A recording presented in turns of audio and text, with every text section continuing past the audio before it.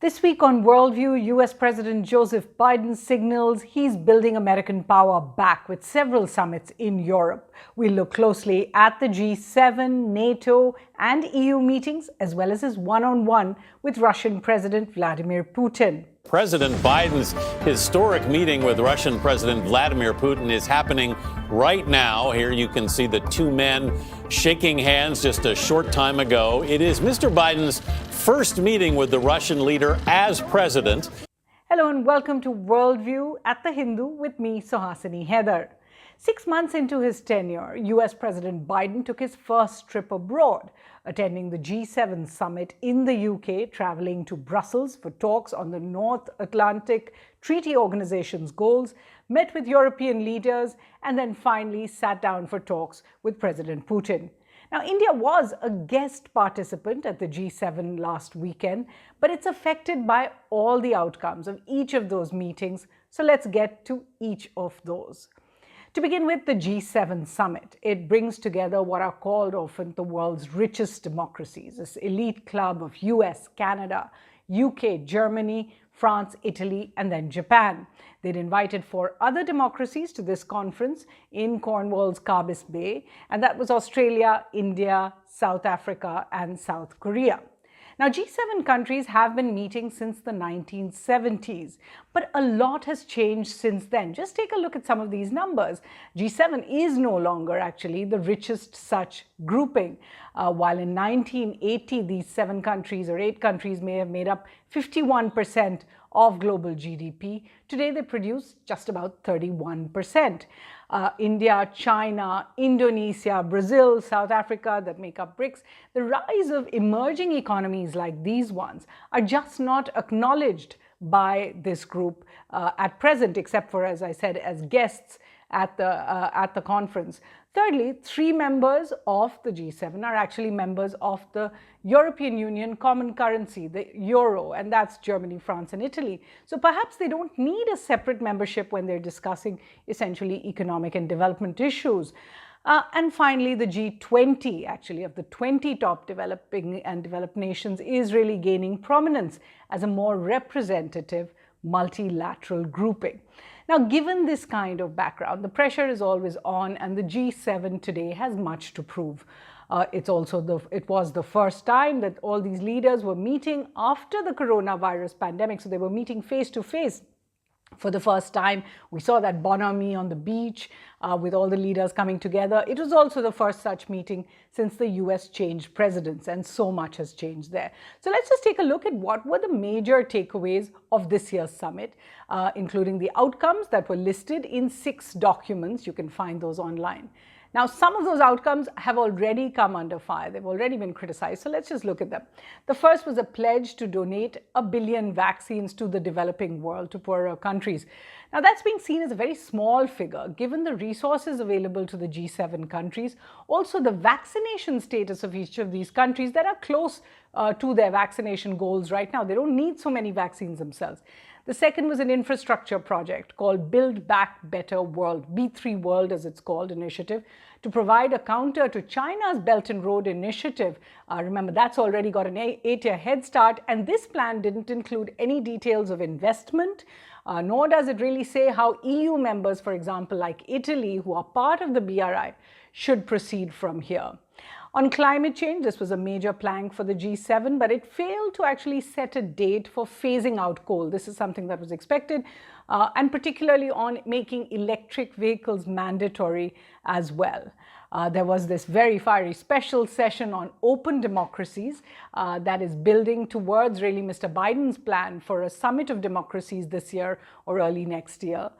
There was the G7 specific mention of a threat from cyber warfare, ransomware from Russia. So Russia was put in the crosshairs, but finally it was the message that went out from the G7 that it was committed to taking on China. Take a look. There were 4, in fact, in the document.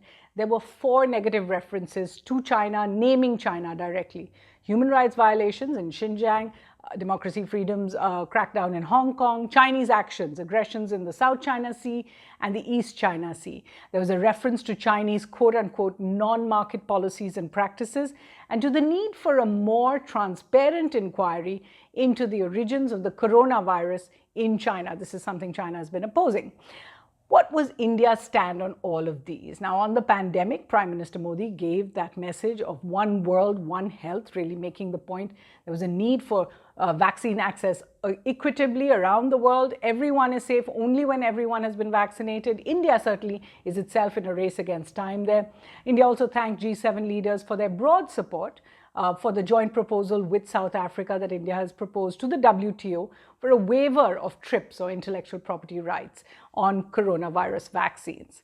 Then on the Open Society session that took up a lot of headlines, Prime Minister Modi actually said India is a natural ally to the G7.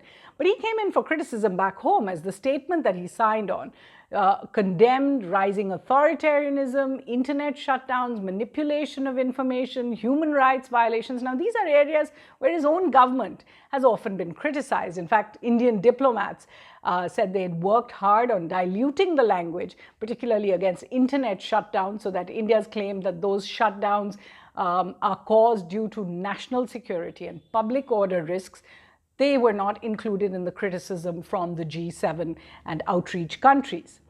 On China, interestingly, India broadly skirted the issues. Officials, when they were asked, said Chinese aggression, including at the line of actual control, had not come up in the outreach sessions with special guests. There were 3 outreach sessions over the period of 2 days.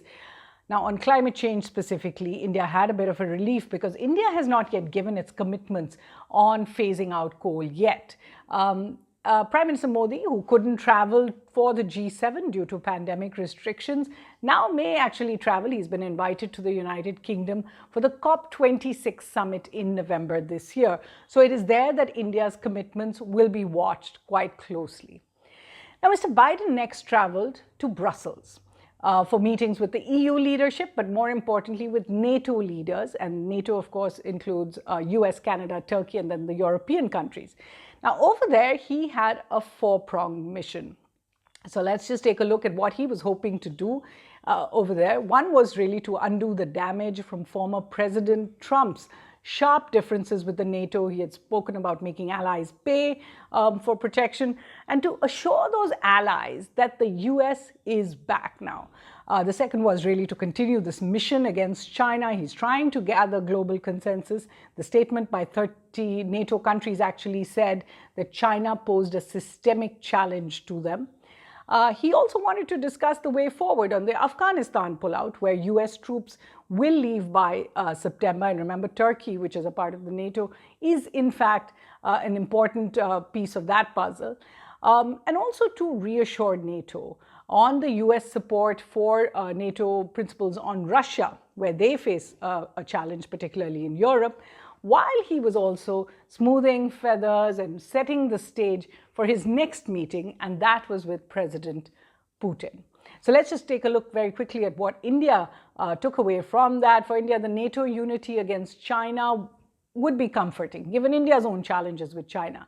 But the US's stand on Afghanistan is really anything but. In fact, the US pullout appears to be continuing without care of how Taliban violence is growing, what Pakistan's role will be after September, when the US is expected to pull out all its troops. In particular, a proposal at those NATO talks by Turkish President Erdogan to build a joint mission with Pakistan and Hungary for peacekeeping in Afghanistan will certainly cause deep worries in Delhi. And it was significant that a day after those meetings, External Affairs Minister Jai Shankar also met with US Special Representative on Afghanistan, Zalmay Khalilzad, in Doha as he was in transit. And then finally, there was the Biden-Putin summit in Geneva. There was a drum roll towards these talks, and then after the talks that lasted more than 3 hours, the US and Russia said they had agreed to begin talks on what they call strategic stability.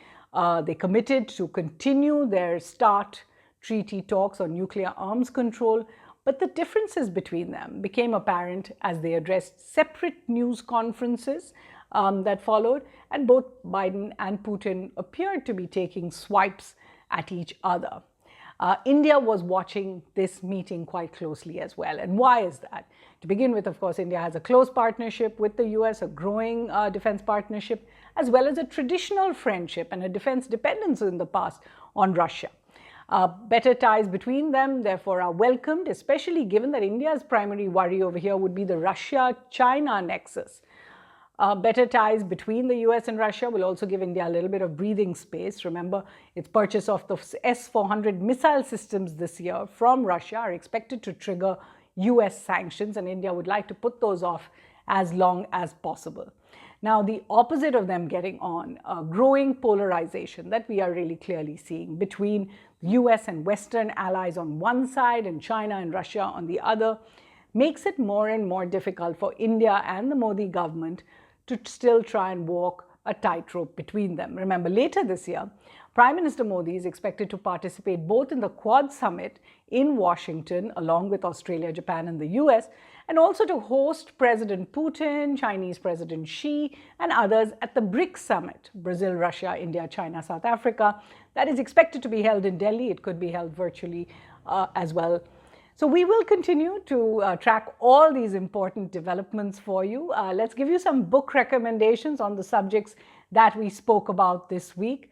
On G7 and global inequality, everyone's heard of Thomas Piketty's Capital, but the latest book, Capital and Ideology, is equally interesting. There's Ian Bremmer's older book, in fact, that talks about the problem with the G7 and other such groupings called Every Nation for Itself, Winners and Losers in a G0 World.